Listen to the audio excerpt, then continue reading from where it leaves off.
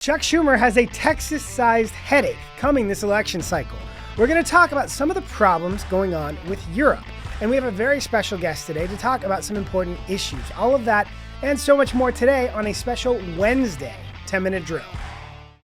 Everybody get up, get up. The story of America is the story of an adventure. I can hear you. The rest of the world hears you. We are a nation under God, and I believe God intended for us to be free. On Monday, the beloved Jasmine Crockett announced that she was running for the United States Senate in the great state of Texas. Here's a look at her announcement video. But you have this woman, Crockett. She's a very low IQ person. I watched her speak the other day. She's definitely a low IQ person. Crockett. Oh, man. Oh, man. Now, I have to admit, the first time I saw this ad was on X, where it autoplays with no sound. So I was looking at a very slow motion picture of Jasmine Crockett. It's an interesting style. She is essentially making the calculation that by highlighting President Trump's attacks on her, she can be the anti-Trump hero that could win in Texas. A few challenges with that. First, the ad in general would be fantastic if the entire electorate were teenagers on TikTok. But it's the great state of Texas, which is, again, not a blue state and not really a purple state. It's a pretty red state. But the other challenge here is that there's a lot of people that are going to hear President Trump talking about her, and they might actually identify with some of the things that he's saying about her. And that will be a challenge for her. But she's also said she doesn't necessarily need Trump voters. Yeah, I don't know that we'll necessarily convert all of Trump supporters. That's not our goal. Do you need to? Our goal is to definitely talk to people. No, we don't. We don't need to. I think it's very difficult to see how she can make that math work without Trump voters, but I am very excited to watch this play out. Another highlight of her campaign launch, this from an Atlantic reporter. 4 days before my story was published, Crockett called me to express frustration that I had reached out to so many House members without telling her first. She said, and she told me, shutting down the profile and revoking all permission. Now, you can't just shut down a profile that you're not in control of, as much as people might like to. It reminds me a little bit of this. I declare bankruptcy! You can't just declare that the profile is shut down and that you're revoking all permissions. But just as a reminder to everybody of who this person is, here's a quick highlight reel. Y'all know we got Governor Hot Wheels down there. Come on now. Right. The fact is, ain't none of y'all trying to go and farm right now. You're not. We done picking cotton. Maybe because these people, they are crazy because they always talk about how Christian they is. Yeah, I don't know how many of them on that side are getting divorced because they getting caught up sleeping with their co-workers, staffers, interns. I do want people to know that just because someone has committed a crime, it doesn't make them a criminal. If you like what you're hearing on the 10-minute drill, please leave us a review. Tell us what you think about what we're talking about. If you think Jasmine Crockett makes a great Senate candidate, let us know why, and we will make fun of you. Just kidding. We would never do that. That is not our style here on the 10-minute drill.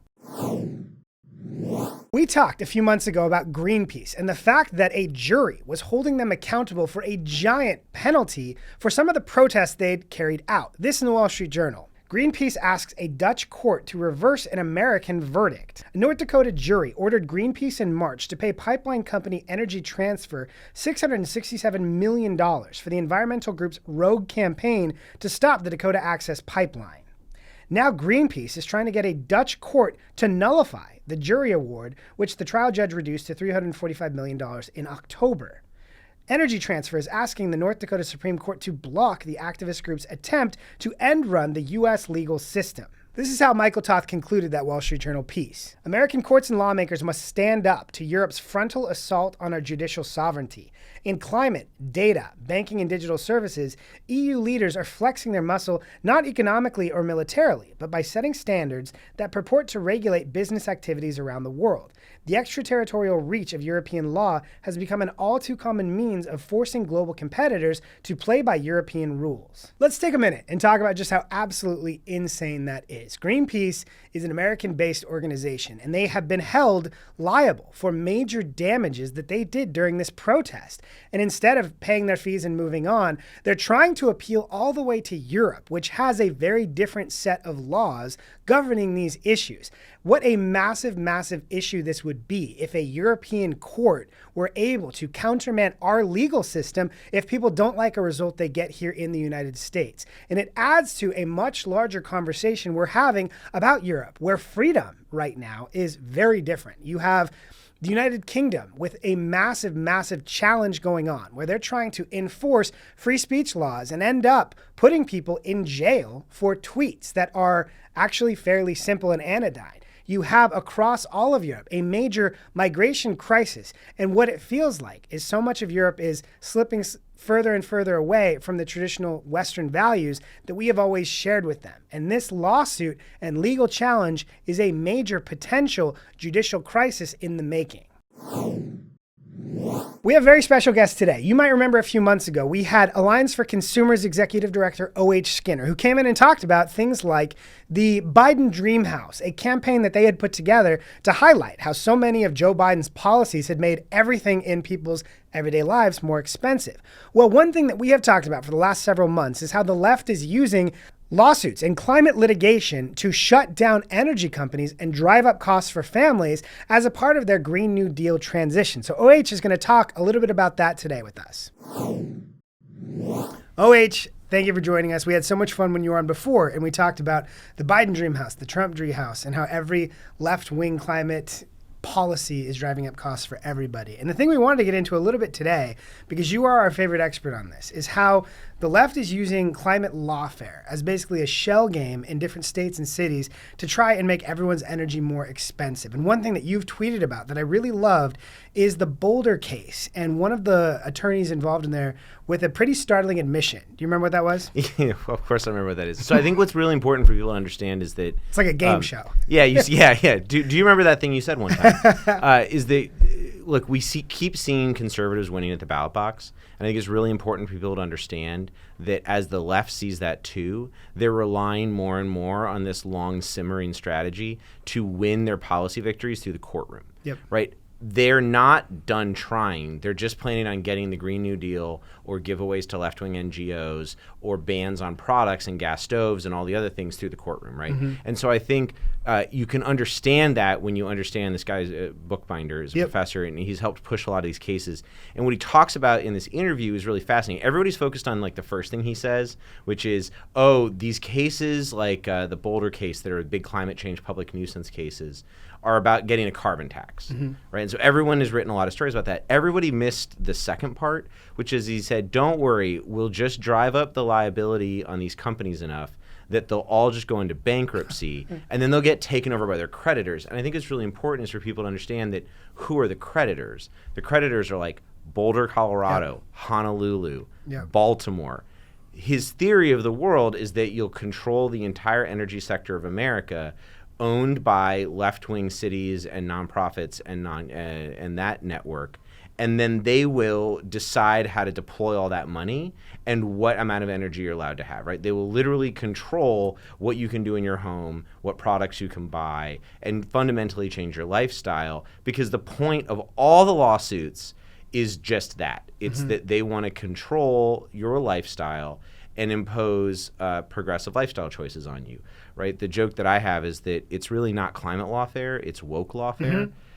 If you're living some sort of an aspect of your life that doesn't match like a coastal progressive elite lifestyle, they've got a lawsuit for that. Are you using plastic straws? They've got a plastics lawsuit for that. Are you driving a Super Duty truck? They've got a climate change lawsuit for that. Do you own a gun? They've got a public nuisance lawsuit for that. And on and on and on down the stack. And so when you see this, it comes in the form of like this Boulder case that's coming up before the Supreme Court on Friday. It's a huge deal. It's one of this example where their goal is to take over the energy sector and control what you can do in your home. They also have this case that's being argued in January called Plaquemine Parish versus Chevron. Everyone should be rooting for the energy companies in that case because fundamentally that's just another effort by left-wing trial lawyers and left-wing local governments to impose billions of dollars that they can use to shove the energy companies into bankruptcy, right? And the end goal for them is not – the end goal isn't just the bankruptcy. The end goal is they get to unlock all that money, feed it in, and basically fund the Green New Deal. They get to feed it in to their NGOs. They get to feed it into their policy preferences and change America through that vehicle because they can't do it through Congress, right? Congress is blocked, they're losing in state houses, they can't get all of what they want, so they're turning to the courtroom. Talk to me a little bit about how, like Plaquemines, for example, this is a red state. How does something like this happen in a place where you would expect Republicans who have, stood with President Trump on the importance of energy independence and energy affordability get tied into a case like this? So it really comes down to states need to protect themselves, and when they don't protect themselves, they get rolled. And when they're not paying attention, they get rolled. This is my theory. And so what you see there is you see this Plaquemine Parish and these local governments working with left-wing trial lawyers to impose billions of dollars of liability as part of this left-wing woke assault, right? And if states don't step up and limit what trial lawyers and local governments can do, then you're going to end up with your reddest states are the ones bringing these lawsuits. I mean, you've got Charleston, South Carolina bringing climate change cases. South Carolina is kind of the same boat, right? If you don't pay attention, if you don't prevent these trial lawyers from getting in bed with these local governments, and if you don't kind of build like a lawfare defense mechanism for yourself, your state will get eaten alive by this lawfare. And next thing you know, you'll wake up and realize that like all the public officials in your state are either on the sidelines or actively on the wrong side of an issue because nobody built a defense network. And that's what I think is really important is like it's going to come from red places because the left knows that they're never going to win these elected offices. So they're going to use the courtroom because they don't have anything else. So with Plaquemines and this Louisiana case, we know there's a huge trial lawyer nexus. When I look at Boulder, for example, the little sweet Beaver Cleaver mayor of Boulder, Colorado is not necessarily your sort of liberal megamind guy. We know there's a lot of other forces behind these lawsuits. Have you seen, and you've tweeted about this, talked about this, what are some of the connective tissues of groups and people that are behind this, what appears to be an obviously coordinated, shell game across the country? Yeah, you've got like a really simple mix of people from my perspective, which is you've got big left-wing donors, like out of the Arabella Advisors Network, funding a lot of the lawsuits. That's what's going to fund law firms like Scheer Edling. The Boulder people are basically accessing that pool of resources. And then you have these left-wing trial lawyers that are busy suing, whether it's in Soros districts or wherever it is. They're creating a money machine that feeds back 99% into Democratic politicians, right? And then you've got local governments and public officials. So it's basically left-wing local governments, left-wing public officials, left-wing NGOs, left-wing donors, and left-wing trial lawyers. And they're using it as a cocktail that mixes money and policy outcomes. And they're happy. This is what's crucial on the lawfare front and the woke lawfare front is for people to understand if they get a big judgment, they feed that money back into politics to get their policy goals. And if they don't get money and they just get something that bans a product, they've accomplished the policy goal. So to them, it's a win-win, right? Any sort of a win out of the case will either feed the money into their machine or will accomplish the policy victory.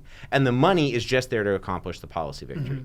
So when you see these trial lawyer-driven lawsuits, know that the end result of that is going to be money feeding into the policy victories because it's all ideological. That's what everyone needs to understand is this whole lawfare strategy is their plan to reshape society around us without having to win everywhere at the ballot box. And if you wake up to that, then you start to build like lawfare protection into your mental mindset of what your officials have to do. Well, that is all the time we have for OH. You've got so much going on, but we appreciate you. This is amazing color on all these very important issues that affect consumers every day.